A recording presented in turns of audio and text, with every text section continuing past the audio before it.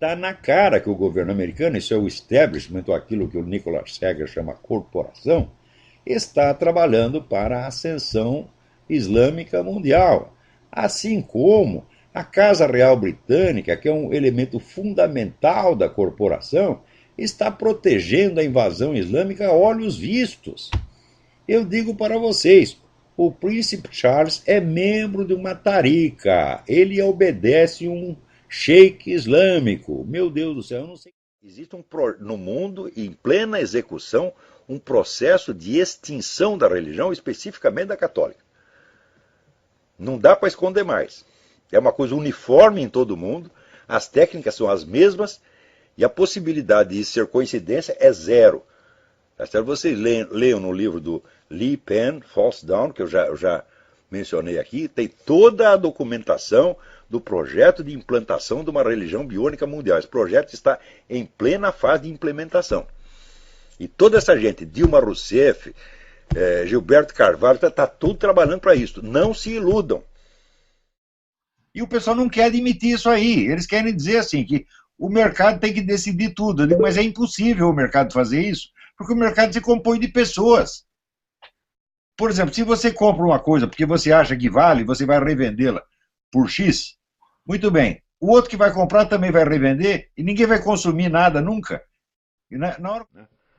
Você vê que todo esse movimento ecológico, esse negócio de aquecimento global, né, fica dizendo que, falando contra os combustíveis fósseis. Eu lembro até o Dr. Fritjof Capra, no livro Ponto de Mutação, falava horrores dos combustíveis fósseis. Ele dizia que no fim da década de 90 os combustíveis fósseis seriam abandonados.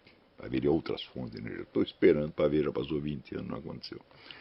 Acontece que os cientistas descobriram hidrocarbonetos de uma galáxia que fica na puta que eu pariu. Onde nunca teve dinossauro, onde nunca teve fóssil, porra. Então, combustível fóssil é a puta que eu pariu, você está entendendo? Combustível fóssil é o cu da sua mãe. Não existe combustível fóssil, porra nenhuma. Isso é uma farsa, uma palhaçada. Hein? Então, olha aí. Então, o fato é... Você veja, a Pepsi Cola está usando células de fetos abortados, né, como adoçante nos refrigerantes. De alguém denunciou isso e o negócio foi para o governo, foi para a agência respectiva do governo, que eu não lembro o nome da agência, e a agência disse que tudo bem, que isso é um procedimento comercial normal. Então tá aí, toma Pepsi Cola, você é mais do que o homem sanduíche. Né? Você é um abortista terceirizado. Né? O ser humano é visto como uma mercadoria reciclável ou como uma matéria-prima reciclável. Por exemplo, você pode matar os bebês para você fazer cosmético, para você fazer adoçante. Tá certo? Então, um ser humano pode virar um adoçante. Você está lá comendo uma barra de chocolate e tem um feto humano lá dentro. Tá certo? Na indústria de cosméticos nem se fala. Tá certo? Quer dizer, toda a cultura científica moderna ela aparece baseada, vamos dizer, em falsificações históricas absolutamente monstruosas. Né? Não só históricas, falsificações científicas também. Né? Esta mesma semana, eu estava na aula que eu citei uma carta de Alexander von Humboldt que dizia o seguinte: olha, nós todos sabemos que não existe a menor prova do sistema copernicano, do sistema heliocêntrico. Todos nós sabemos isso, mas eu não quero ser o primeiro que diz isso em público. Então, se aparecer algum cientista corajoso e disser isso, eu também vou apoiá-lo, mas eu serei o segundo no comando e não o primeiro, porque eu não quero levar todos os tomates. Né? E coisas desse tipo foram muito comuns na história da ciência, só que são perfeitamente escamoteadas. Né?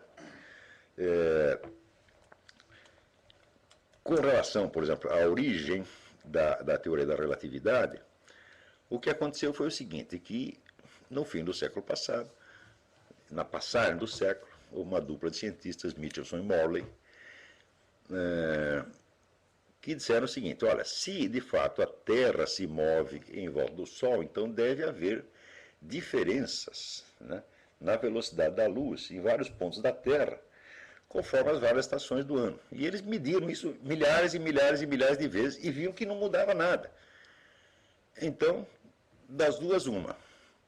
Ou a Terra não se move, ou é preciso modificar a física inteira.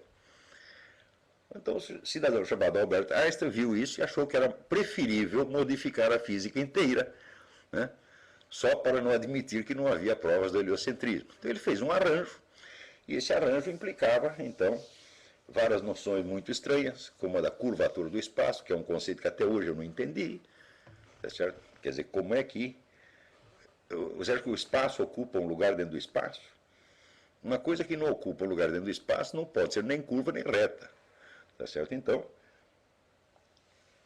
se você disser o espaço curva tudo o que está dentro dele, fala, bom, ainda é possível, mas que o espaço em si mesmo seja curva é uma noção que me parece um pouco esdrúxula. Né? Mais ainda a noção de que pessoas que viajassem através do espaço teriam várias idades ao mesmo tempo, e várias outras coisas muito, muito esquisitas, que nunca foram provadas, tá certo? Mas que eram intelectualmente muito elegantes e que, de algum modo, salvavam as aparências. Tá certo? Então, o fato é que, no confronto entre geocentrismo e heliocentrismo, não existe nenhuma prova definitiva de um lado nem do outro, e você pode usar um sistema de referência, como pode usar o outro. No qual ele diz o seguinte: quando há uma parada cardíaca, o cérebro deixa de funcionar depois de cerca de 10 a 20 segundos. Muitos pacientes em estado de parada cardíaca parecem inteiramente capazes de experimentar processos mentais. Esse fenômeno demonstra que o espírito e a consciência não são gerados pelo cérebro. Ora, existe mais casos registrados disso aqui do que o cético mais exigente poderia requerer. São milhares e milhares e milhares de casos. Quer dizer, o sujeito está lá sem atividade cardíaca, sem atividade cerebral, e, no entanto, está vendo tudo o que se passa em torno. E, às vezes, vê coisas que estão se passando nos quartos vizinhos, e, às vezes, em outros lugares. Tudo isso depois confirmado. Tem até o caso do sujeito que, exatamente nesse estado, ele viu que na casa vizinha tinha um sapato em cima do telhado, veja você. Né? Isso quer dizer que a visão dele não estava nem condicionada ao lugar onde o corpo dele estava. Na maior parte dos casos, as pessoas veem e reparam em mais coisas do que reparariam se estivessem vivos e despertos. Quer dizer, a bibliografia a esse respeito é tão imensa que a mera pretensão de que a consciência é causada pelo cérebro deve ser rejeitada em limine como uma coisa, assim, uma estupidez, uma simples lenda, crendice. Não há nenhuma prova, nenhum sinal, mesmo remoto, de que a consciência seja causada pelo cérebro. E há milhares e milhares e milhares de provas de que pessoas sem nenhuma atividade cardíaca ou cerebral continuam tendo consciência. A primeira ciência que se desenvolveu no Ocidente foi a teologia. Quer dizer, todos os critérios de verificação, de correção textual, etc., foram todos estabelecidos pela teologia. E, provavelmente, vamos dizer, a teologia é a única ciência que tem um discurso racional do começo até o fim. Porque, por exemplo, outro dia eu disse aí assim, toda a história das origens da ciência moderna é tudo empulhação. Não foi nada disso que aconteceu, tá certo? Então, por exemplo, a ideia de que não, a ciência moderna, a razão e as luzes, né, expulsaram a superstição, a astrologia, a alquimia, etc., etc., e criaram uma nova era de ciência e racionalidade. Isso é absolutamente falso, absolutamente falso. O que eu estou dizendo é resultado, assim, vamos dizer, de estudos que eu fiz em livros publicados nos últimos 70 anos que maciçamente confirmam essa tese. Como ninguém no Brasil lê esses livros, então a minha afirmação parece chocante. E daí o sujeito, baseado naquela informação que ele recebeu na faculdadezinha de fundo de quintal que ele frequentou, ele diz, esse cara não entende nada, ele só lava analfabeta, mas aquela hora que ele está falando, só fala coisa absurda. A União Soviética foi que armou a Alemanha nazista em segredo. Não existiria exército nazista e não existiria perigo nazista se não fosse o plano de Stalin de usar os nazistas como ponta de lança da revolução. Tanto é que o Stalin ajudou o Hitler, né? Exatamente, se não fosse Stalin não existia. Hoje, no começo, o livro do Ernest Toppich, o primeiro que levantou essa lebre, Stalin's War, o livro chama, um clássico, né? Hoje tem uns 20 livros documentando isso, sobretudo com material dos arquivos de Moscou quando foram reabertos. Hoje essa tese está mais do que provada. O Stalin planejou toda a Segunda Guerra com antecedência, usando os nazistas como instrumento, como ele dizia, o navio quebra-gelo da Revolução. Por exemplo, todas essas proibições de fumo que tem aí, elas são manifestamente destinadas, vamos dizer, a inibir a conduta do sujeito. Então, isso aí é extinção de comportamento. Isso é uma técnica psicoterapêutica. Só que os caras estão submetendo você a essa técnica sem você tê-los autorizado. Quer dizer, quem foi que autorizou o Ministério da Saúde, tá certo, a aplicar em mim uma técnica terapêutica que eu não pedi, que eu não solicitei? Então isso aí obviamente uma prática ilegal da medicina. Por exemplo, se você tem um cachorro, você entende o cachorro? Não, é claro que não entende. Se você tem um gato, vai entender a cabeça de um gato? Não entende, no entanto você tem amor por ele. Mulher também, não é para entender, meu filho. Tá vendo? Agora, falando em África, alguém me pergunta o seguinte aqui. Olha aqui, o Toussaint Louverture, fundador do Haiti, dedicou o país ao Exu. E a cidade de São Luís de Paraitinga, que foi destruída agora, né, pelas enchentes, é a sede nacional das festas do Saci Pererê, que é o Exu.